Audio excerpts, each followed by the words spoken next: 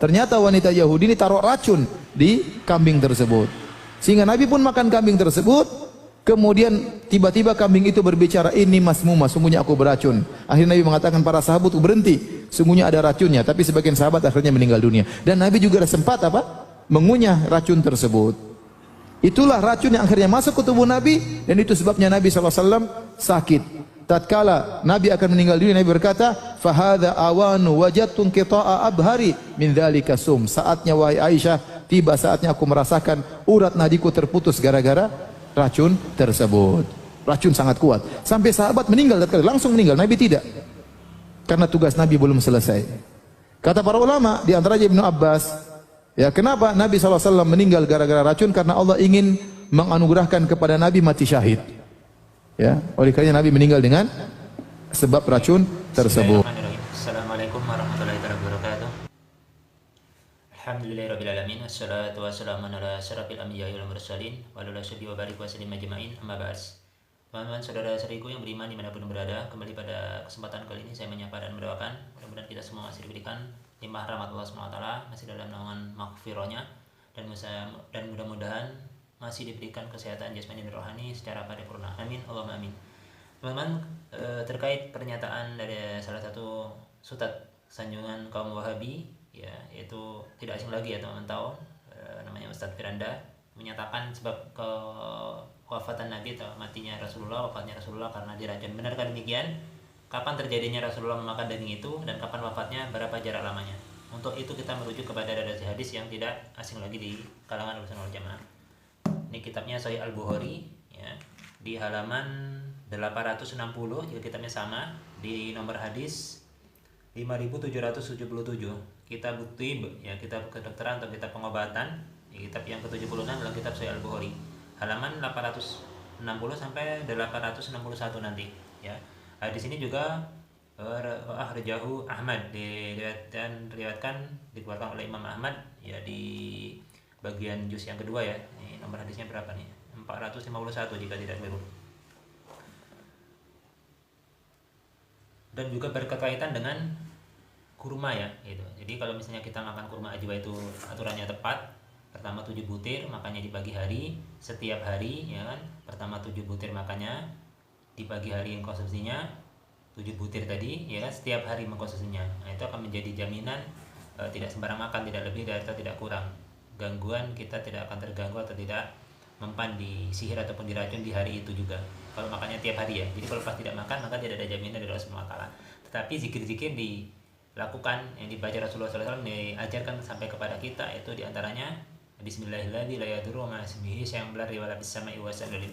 Doa ini pernah diamalkan oleh Khalid bin Walid, sahabat mulia radhiyallahu anhu. Apakah Khalid bin Walid terus wafat ketika minum racun dari kerajaan Persia, ya, Istana Putih gitu kan. Diminumnya satu botol racun dengan membaca doa itu. Gak ada apa-apanya dengan izin Allah, ini racun tidak akan ada apa-apanya. Lalu bagaimana dengan Nabi yang membaca doa ini? Zikir al-Ma'surat itu Ma'sur dibaca pagi petang oleh Rasulullah SAW. Jadi hati-hati kalau misalnya kita mau mengatakan demikian. Jangan membacanya hanya sebatas tekstual saja, tapi konteksnya karena apa dulu, ya. Dulunya harus tahu dulu jaraknya berapa. Asal peristiwa minum memakan daging kambing yang diracun tadi oleh perempuan Yahudi, dan jarak ketika Rasulullah wafat itu sekitar 4 tahun kurang lebihnya, 628 setelah perang Khaibar, terus sampai Rasulullah wafat sekitar tahun 632. Jadi 4 tahun kurang lebih. Kita merujuk ke redaksi hadisnya langsung teman-teman, ini 860 sampai ke 861 insyaallah nanti. Kami bacakan biar tidak ada dusta di antara kita, ya. A'udzubillahi minasyaitonirrajim. Bismillahirrahmanirrahim.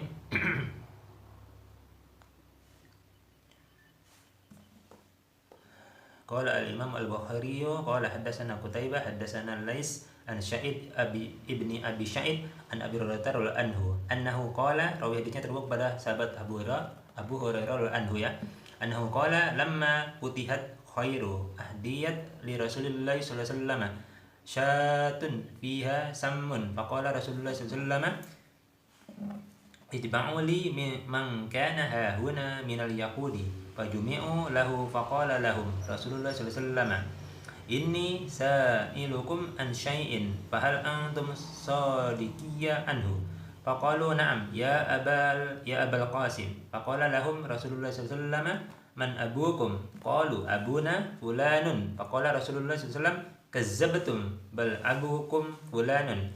Faqalu sadaqta.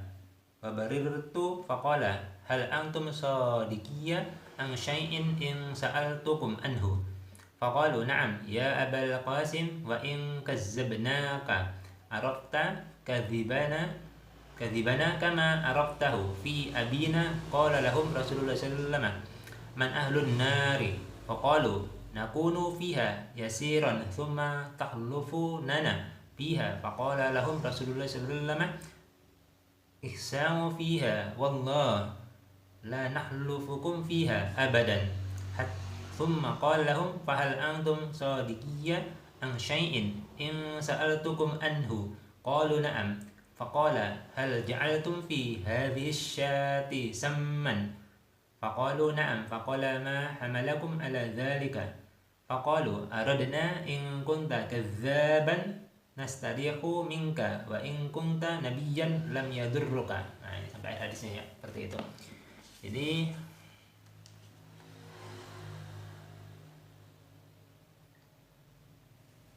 langsung saja kita bacakan redaksi hadisnya ya. Rawi ini terhubung kepada sahabat radhiyallahu anhu bahwasanya di masa Rasulullah SAW dahulu ya, ketika Khaibar ditaklukkan ya, setelah perang Khaibar Rasulullah SAW diberi hadiah seekor kambing beracun atau kambing yang dibubuhi racun di dalam dagingnya tersebut ya. Dan Rasulullah SAW langsung bersabda, tolong kumpulkanlah orang-orang Yahudi yang ada di sini. Maka mereka dikumpulkan di hadapan beliau. Lalu Rasulullah SAW bersabda, saya akan bertanya kepada kalian tentang sesuatu. Jadi ini sempat termakan ya Rasulullah SAW, dan sahabat Nabi dalam riwayat yang lain disebutkan ada yang langsung wafat seketika saking dahsyatnya racun yang dibubuhi oleh perempuan Yahudi tadi. Ada pembesar Yahudi yang kerjasama dengan Jainab bin Al-Haris jika tidak keliru ya, karena ada Yahudi juga yang diajak kerjasama oleh pembesar Yahudi untuk meracuni Rasulullah karena saking benci dan dendamnya, karena Nabi yang terakhir diutus bukan dari orang Yahudi itu sendiri, tapi dari golongan bangsa Arab Quraisy seperti itu.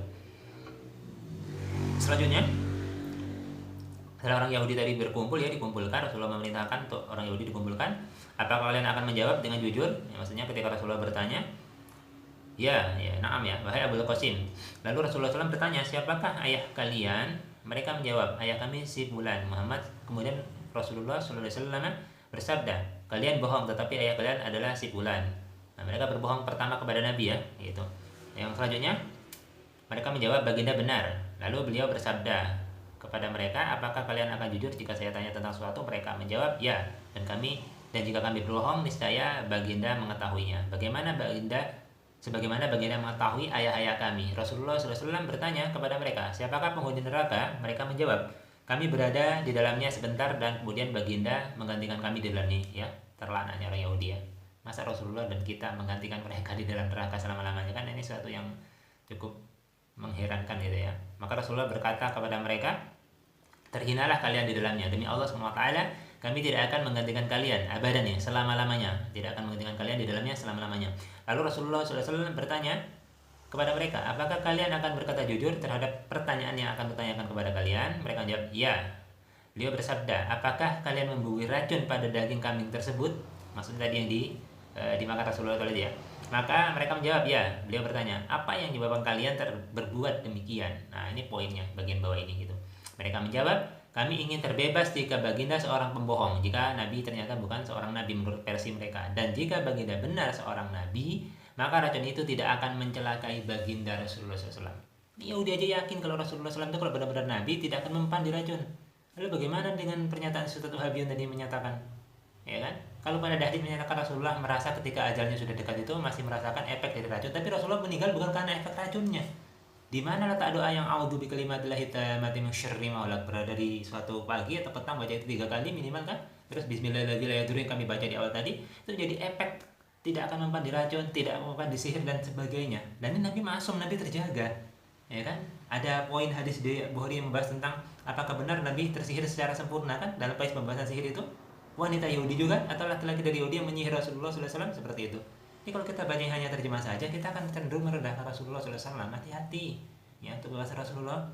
Kalau kita mendapatkan amal, sholat, puasa, zakat belum bisa mengantarkan kita ke dalam surga, masih ketar-ketir kita. Tapi kalau kita mencintai Rasulullah SAW, ya kan, benar-benar menghormatinya gitu dengan penghormatan yang pantas, bukan merendahkan.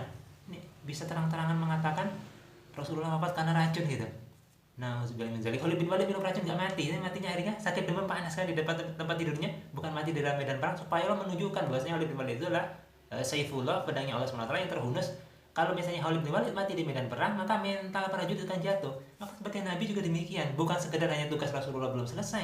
Setelah Rasulullah tugasnya selesai wafat, bukan karena racun, tapi merasakan ada efek ya. Kalau kata Anas, jika tidak perlu dalam hadis yang lain itu terlihat bekas di tenggorokan Rasulullah efek dari racun tersebut. Efek ya, jadi bukan mati karena diracun, bukan efek dari racun ya. Kalau misalnya kurang jelas, boleh menghadirkan referensi yang kami sebutkan tersebut atau yang lainnya, kita bisa diskusi dengan cara yang baik kan. Tapi kami sudah tidak setuju gitu, bukan mau mencela tapi tidak setuju kalau Rasulullah dikatakan wafat karena racun tadi. Nabi itu terjaga gitu ya, maksum ya dia kalau Allah SWT, ada malaikat Jibril gitu, dia mau apapun sudah dikabulkan langsung sama Rasulullah, belum minta sudah diberikan, apalagi membaca doa yang menjadikan perlindungan, yang itu juga dituntun untuk supaya kita nanti ikuti apa yang Rasulullah baca. Jadi ini saja yang bisa saya sampaikan, saya mohon maaf jika ada kekeliruan. Assalamualaikum warahmatullahi wabarakatuh.